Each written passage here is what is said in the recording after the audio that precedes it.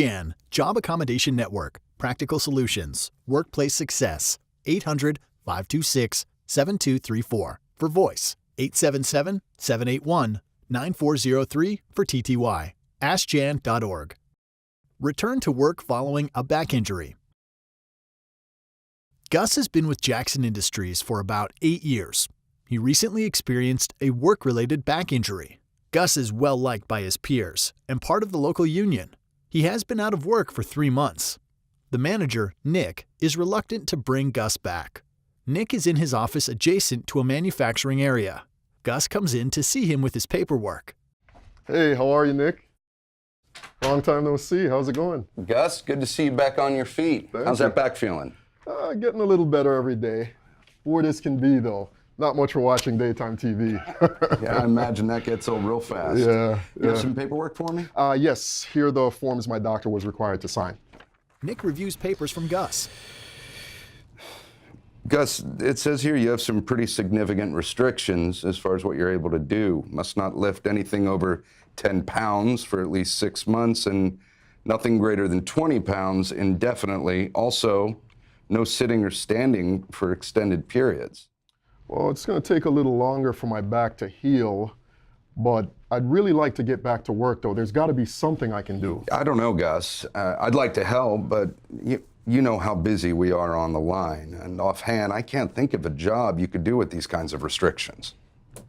Okay, I see. Well, what do I do then? Well, let me talk to our HR and employee relations reps. I honestly don't know. I'll get back to you when I have some answers. Okay. Well, I guess I'll let the guys know I won't be back just yet and tell my labor rep. Dejected, Gus gets up from chair. We'll figure it out, Gus. Gus sadly departs office. Nick displays frustrated look, reaches for phone and calls HR. Joan. Yeah, it's Nick over on the gray line. I have an employee who was off of work because of a back injury. Gus Gilmore. He wants to come back to work, but his doctor's note says that he can't lift anything over 10 pounds and that he can't sit or stand for extended periods. Look, I know he wants to work, but what am I supposed to do with somebody with these kinds of restrictions? Nick, you know we need to reasonably accommodate individuals who have a disability under the Americans with Disabilities Act. Yes, I remember that from the management training, but what does reasonable look like on a busy manufacturing line? I mean, these are not desk jobs. Let me call Jan, the Job Accommodation Network, and see what they suggest. Joan, Kurt Ryder is knocking on my door. I guess Gus told his rep that I wasn't optimistic about finding a role for him in the future. What should I say to him? Just tell him you're working on it and to give you a chance to do a little research. Listen, I need you to send over the job descriptions with the essential job duties of the various positions in your department as soon as feasible. I'm gonna need that to talk to the folks at Jan. Geez, all the jobs? I don't have detailed JDs for every position here. We write them up when we recruit, and they're always changing with the new procedures and technology. Just send me what you've got. I'm also gonna have someone from Employee Relations, Lynn Brust, review the JDs. She'll likely come down and review the jobs in the area after reading the role descriptions. Lynn will be the one who reaches out to Jan, and the more she knows about your shop, the better. Okay, I gotta go. Thanks, I'm glad I caught you. That's what I'm here for, Nick. Listen, don't make any promises, but be a little reassuring. Let these guys know you care about Gus and want to make something work. They'll likely be more patient if you sound like you want to help Gus out, if you can. Got it. Kurt, a union representative, enters Nick's office to discuss Gus's employment future. Nick waves Kurt into office. What can I do for you? Nick! So you and Gus were talking about him coming back to work, and it didn't go well.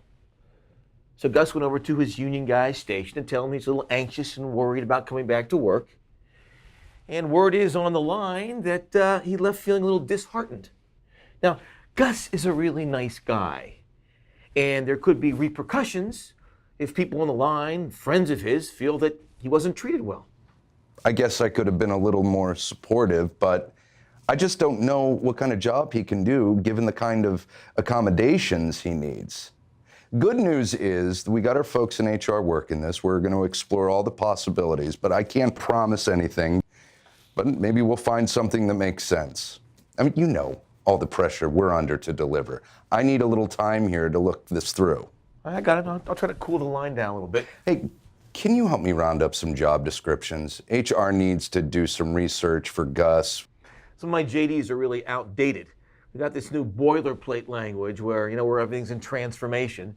And, well, you probably heard about it, but we're going to do this thing where everyone's going to get lean with this Six Sigma process. Yes, upper management has got religion around this lean thing. I got you. All right. See ya. See you soon. Bye-bye. Kurt exits office. 3 weeks later, we see Lynn from Employee Relations and Ann from Jan, both in their office on the phone. Hi, Ann. It's Lynn again at Jackson Industries. Hi, Lynn. How are you? Good. I need your help again. We explored the options that you suggested. We tried a lifting device to help with the weight, but it slowed things down too much. He tried a sit-stand stool and ended up standing because of how he had to reach. We also looked at lightening the load he needed to lift, but we found it just wasn't possible. Well, it sounds like you tried to make things work in his current position. The next step would be to consider reassignment to another position that he's qualified for, with or without an accommodation. Do you have any openings? Maybe. We're starting this new program where there might be opportunities. It's called Lean Six Sigma. There's a big push to reduce defects and increase output using this approach. We haven't typically been offering the lean training to individual contributors or hourly employees, but I don't see why we couldn't. Perfect. Well, do you know if there are any lifting or sitting requirements for this position in the lean program? I don't think so. I mean, it's a very important role, but it doesn't require doing anything that would conflict with the medical recommendations outlined. And it works best when it's somebody who's trusted and well-liked. Well, this sounds like a great solution to explore. Thank you. I would have never considered this option without your input. Thanks, Ann. Glad to help you. Lynn hangs up and looks relieved. 1 week later, Lynn, Kurt, Gus, and Nick meet in Nick's office to discuss new job position for Gus. Gus, thanks for coming back in today. Gus as a appears follow-up to apprehensive. the conversation that we had about a month ago. I know it took a little longer than we had hoped, but with Lynn and Kurt's help, I think we have identified a path forward for you to come back while accommodating your health need. Gus, my name's Lynn Bruce. I work with employee relations, and I consult on reasonable accommodations for Jackson. And I've been doing some research with the Job Accommodation Network. I've also been talking with Nick and Kurt and the folks on our Manufacturing Excellence team. We think that you would make a great Lean Six Sigma facilitator. What's Lean Six Sigma and how can I help anyone if I don't even know what it is? Lean Six Sigma is a new process we're going to be adopting across the production lines that helps decrease defects and improve output.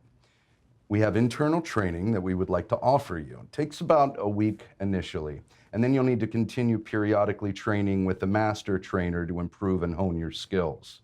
Your role is going to be to help teach this approach to others on the line. You'll monitor progress and make adjustments as needed. Sounds interesting, but is it the same pay? Yes, Gus. Your salary, hours, and level will stay the same.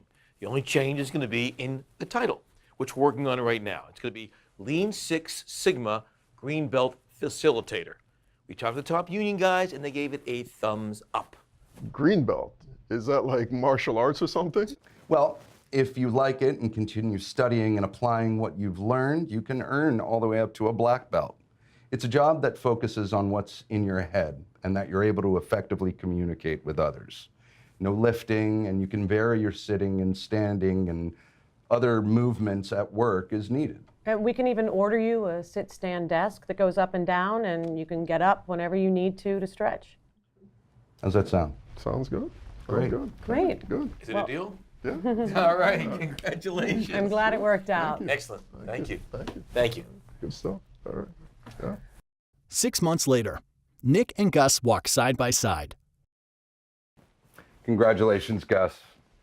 Our being recognized for lean excellence could have never happened without you. It's been quite a ride. First, I wasn't too excited with all the new lingo and processes, but hey, they get results. This combined with the new computer tech position I'm training for will make for a nice mixed role. I wasn't sure I could become a green belt facilitator, but in the end, this experience gave me the confidence I needed. Well, we are lucky to have you as part of the team. Just glad it worked out. By the way, they tell me you're going for the black belt. I am. The new tech job will give me the time to keep working on the Lean Six Sigma project. My kids may not understand exactly what it is that I do, but they're pretty excited that I'm going for a black belt. Gus and Nick walk off camera. Camera pans to sign. Gray line number 1. In producing these videos, we were committed to recruiting talent that appropriately reflects the diversity of the U.S. Thus, both actors with and without disabilities were featured in these videos. Special thanks to DebDaggettDiversity.com, DisabilityInclusion.com, and Margaret Spence. MargaretSpence.com for their valuable contributions to the production of this video. This video was developed and produced by the Job Accommodation Network, JAN. JAN is a service of the Office of Disability Employment Policy, U.S. Department of Labor, grant number OD23442-1275454. This video does not necessarily reflect the views or policies of the Office of Disability Employment Policy, nor does mention of trade names, commercial products, or organizations imply endorsement by the U.S. Department of Labor.